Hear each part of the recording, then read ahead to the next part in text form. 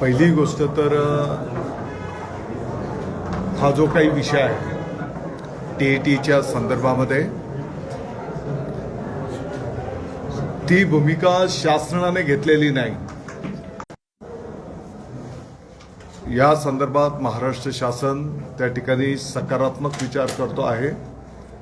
यापूर्वी पण काही संघटनांच्या बैठका मंत्रालयामध्ये संपन्न झाल्या, त्यामध्ये सविस्तर चर्चा त्या ठिकाणी केलेली आहे आणि देश पातळीवरचा हा निर्णय असल्यामुळे इतर राज्य पण काय भूमिका घेत आहेत त्याचाही आपण महाराष्ट्र शासन लक्ष ठेवून आहे।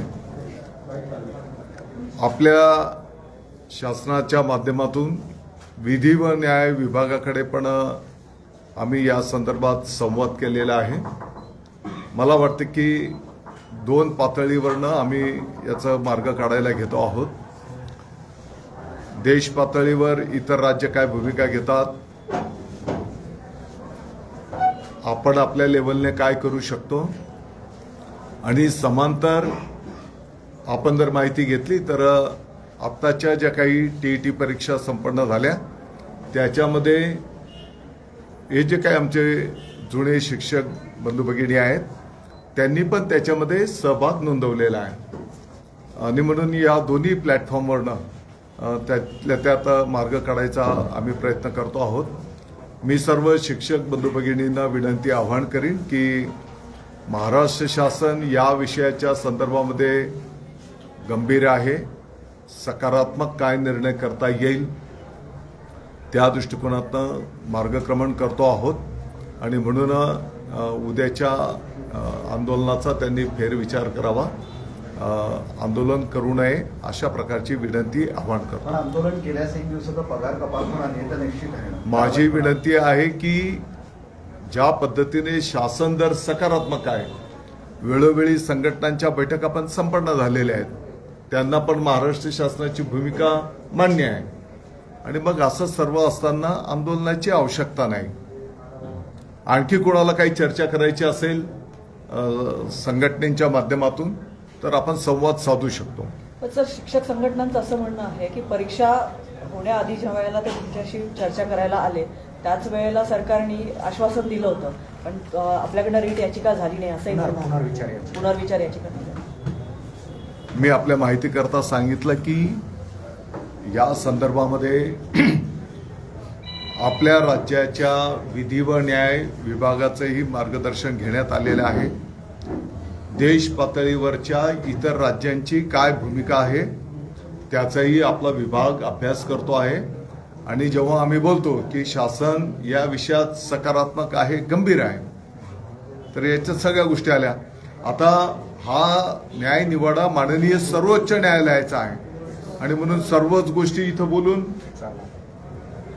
होणार नाही। सर, पण तुम्ही सकारात्मक आहात, पण शिक्षक सकारात्मक नाही आहेत, संघटना सकारात्मक नाही आहे, मागणीवर ठाम आहे, मोठ्या आंदोलनाचाही इशारा देत आहे, मग ते सकारात्मक नाही, त्याचं काय करायचं?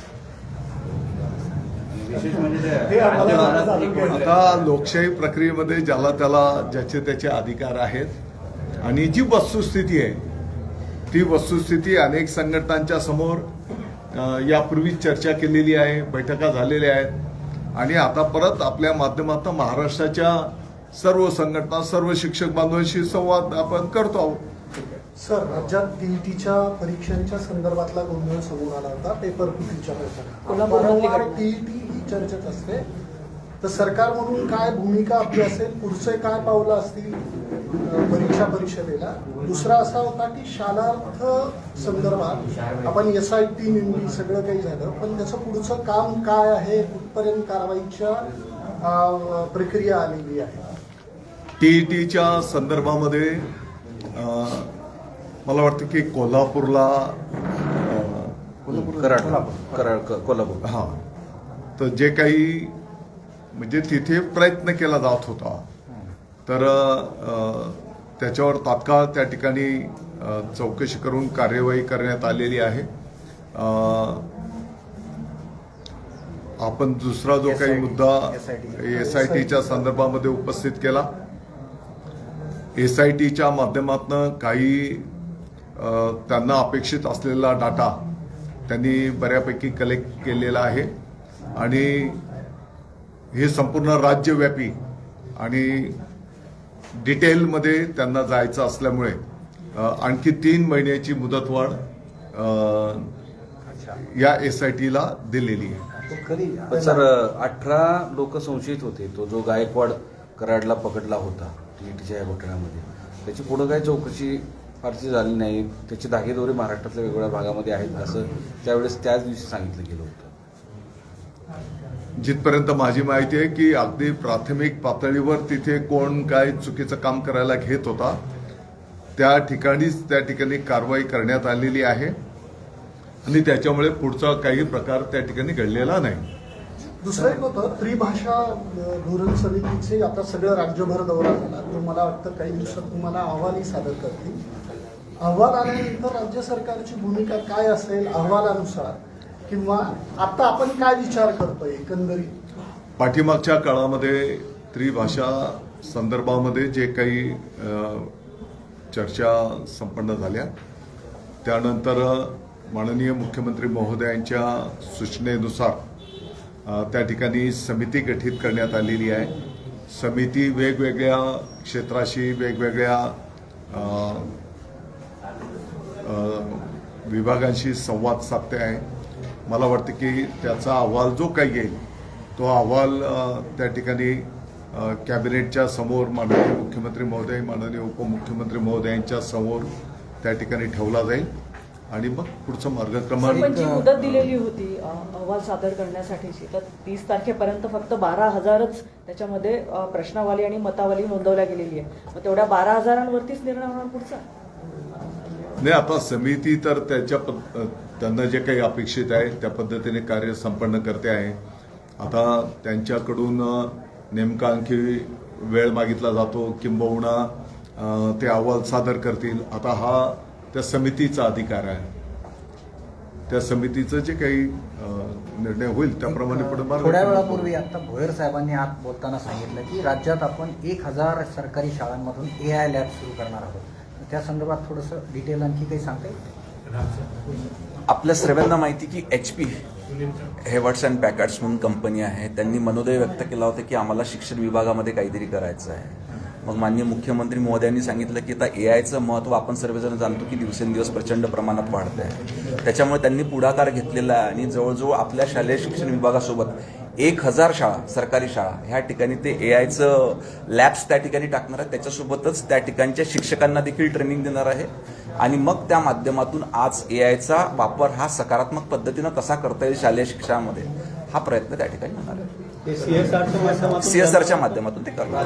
दुसरं एक होतं, एक मिनिट, राज्य सरकार मराठी शाळा बंदीचा आपला जो वारंवार चर्चा होते कमी पटसंख्येचा, आता काय नेमकं संच मान्यता असेल किंवा एकूण पटसंख्या, आता आपण संच मान्यतेची प्रक्रिया थांबवलेली आहे, तर काय राज्य सरकारची भूमिका काय आहे की या कमी पटसंख्येच्या शाळा बंद करू किंवा काय करू आपण आता भविष्यात? कुठलीही शाळा बंद होणार नाही.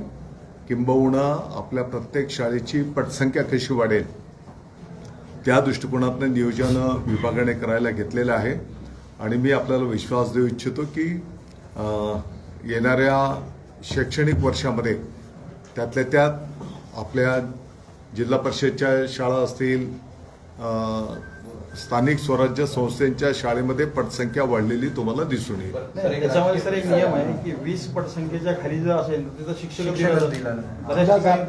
तसा प्रकार किंवा जिल्ह्यात पण घडला. या जिल्ह्यात पण 20 पटसंख्येच्या खालच्या शाळेला शिक्षकच नाहीये, विना शिक्षक शाळा आहे. आणि ती शाळा बंद होणार नाही काय? त्यांचं समायोजन दुसऱ्या शाळेत असं जर आपल्या कुठे निदर्शनास आलं असेल, म्हणजे असं तर व्हायलाच नको, परंतु असं कुठे असेल तर निश्चितपणे त्या ठिकाणी शिक्षक देण्याची व्यवस्था करू. बदली प्रक्रियेमध्ये खूप जणांनी चुकीची कागदपत्र दिली आणि त्यामध्ये काही जणांवरती कारवाई इथल्या कार्यालयाने केली आहे आपल्या सीओनी. पण राज्यभरामध्ये बऱ्याच ठिकाणी असं आहे की चुकीची कागदपत्र सबमिट केली जातात. त्यामध्ये विशेषतः जे दिव्यांग शिक्षक आहेत त्यातही चुकीचे प्रकार समोर जिल्हा आले. परिषदच्या शिक्षक बंधू भगिनींच्या बदल्या ह्या ऑनलाईन हे ग्राम विकास विभागाच्या माध्यमातून संपन्न होत असतात आणि मला वाटतं की ही सर्व ऑनलाईन प्रक्रिया आहे. तत्र आपण जे काही सांगता त्या पद्धतीने जर कोणी त्याचा चुकीचा वापर केला असेल तर त्याची चौकशी करू आणि कारवाई करायला सांगू. त्याचे जे VNC कंपनी जे बदल्या करत होते ऑनलाईन बदल्या, तर त्याच्यामध्ये त्यांच्या खूप मोठ्या प्रमाणात त्यांच्या काही त्रुटी आढळून आल्या. सरांना माहिती आहे त्यांच्या ज्या बदल्यामध्ये एका ठिकाणी 2 शिक्षक आहेत, पुन्हा त्या ठिकाणी 4 शिक्षक टाकले झाले. म्हणजे जी समायोजन प्रक्रिया होती ती VNC कंपनीला अजिबात करता नाही. त्यांचं ते फेल्युअर आहे हे आपल्या शिक्षण विभागाने पण स्पष्ट केलं. नाही, या विषयामध्ये काही अपूर्तता असतील आणि वस्तुस्थिती आहे की पटसंख्येच्या आधारावर त्या ठिकाणी शिक्षक त्या शाळेला त्या तालुक्याला दिले गेले पाहिजेत. सर, इथे राजकीय प्रश्नांवर जातो. जे शिवसेना भाजप वाद सुरू आहे त्यातच आता कल्याणमध्ये ऑपरेशन लोटस सुरू झालं आहे आणि महामंडळ इतर पदाची आम्ही शिवसेना आणि भाजप शेजारी बसलेलो आहोत. तुमच्या जिल्हा प्रमुखांचा आरोप आहे की महामंडळ आणि इतर पदाची आमिष दाखवून भाजप आमची लोक फोडतात, हे ठाण्याचे जिल्हा प्रमुखांचा आरोप आहे. काय वाटतं तुम्हाला? आता भाजप बाजूतच कालच्या प्रवेशावरून या संदर्भामध्ये माननीय मुख्यमंत्री महोदय देवेंद्रजी फडणवीस साहेब, माननीय उपमुख्यमंत्री महोदय एकनाथजी शिंदे साहेब यांच्या पातळीवर ऑलरेडी बैठक संपन्न झालेली आहे. त्यातल्या त्यात शिवसेना आणि भारतीय जनता पार्टी हे जे नॅचरल अलायन्स आहे गेल्या अनेक वर्षांच्यापासून आपल्या सर्वांना ज्ञात आहे. हिंदू हृदय सम्राट शिवसेना प्रमुख माननीय बाळासाहेब ठाकरे साहेबांच्या उपस्थितीमधली ही जी काही नैसर्गिक युती आहे, शिवसेना आणि भारतीय जनता पक्ष एकमेकांचे कार्यकर्ते घेणार नाहीत अशा प्रकारचा निर्णय त्या बैठकीमध्ये झालेला आणि दोन्ही पक्ष त्याची अंमलबजावणी करतील. पण सर, या झाला होता पण त्यानंतरही अनेक प्रवेश झाले आणि संजय शिरसाट सांगितलं की या बैठकीनंतर पण असं थांबत होतंय. नाहीये म्हणून विचारलं. तुमच्याच मंत्र्यांनी सांगितलं या बैठकीनंतर पण हे होतंय.